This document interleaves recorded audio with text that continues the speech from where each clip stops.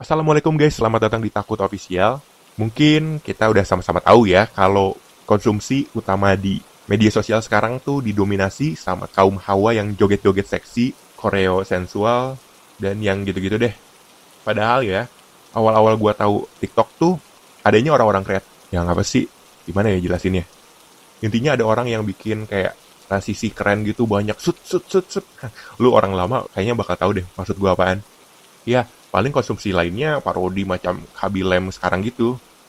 Tapi sekarang diinvasi sama cewek-cewek seksi joget-joget guys. Walaupun ya mau ada atau nggak ada medsos pun cewek tank topan pakai hot pants yang doyan joget tuh bakal ada terus lagi. Yang bakal juga terus mengundang mata laki-laki, ya nggak sih?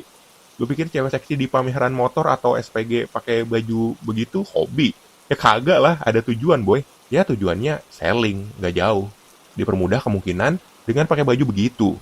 Tubuh cewek tuh emang selalu jadi alat gitu ya buat naikin jualan guys. Kali lo ya. Ini mah analisis gembel gua aja. Disikat Anabel anjay. Analisis gembel Anabel. Nah, cuma karena ada medsos aja jadi kayak mereka beraniin buat upload dah.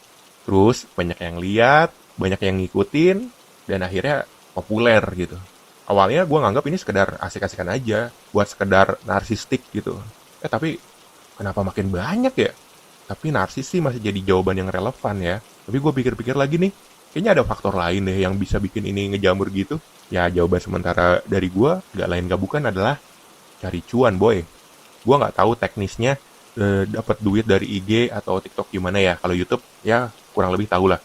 Walaupun nggak dapat dari IG dan TikTok sekalipun, enggaknya kalau kontennya mereka meledak, banyak yang nonton, kan bisa jadi apa ya sebutannya ya. Intinya kayak jadi terkenal, brand masuk, dapat duit dari endorse, dan jadi selebgram dah. Ya nggak sih? Masih masuk akal kan ya? Mereka kemungkinan juga tahu resiko-resikonya. Kayak jadi bahan bacol, di head sama SJW-SJW apalah itu.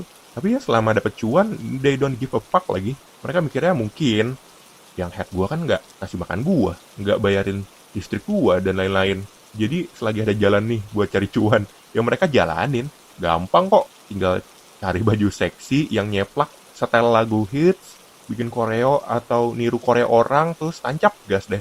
Nanti resikonya tuh macam haters or whatever, dianggap sebagai pengorbanan aja dalam mencari uang, anjay.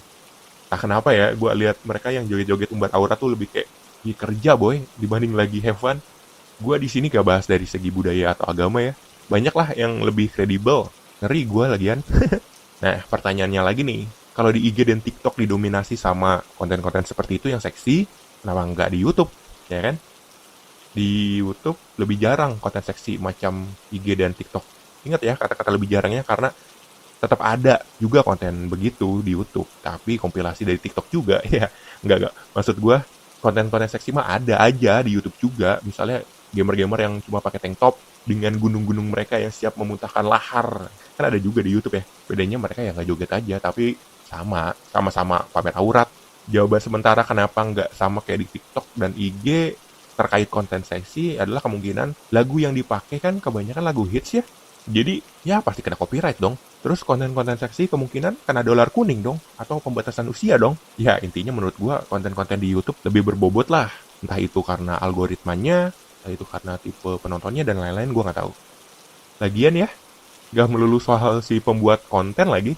Penontonnya juga jadi sorotan buat gua. Kalau konten-konten seksi nggak banyak ditonton juga kan gak bakalan segede dan nggak bakalan jadi tren. Ya nggak? Orang-orang ke medsos kan banyak yang cari hiburan ya. Nah, hiburan lihat paha sama dada dah yang mereka suka. Jadi kayak supply and demand gitu.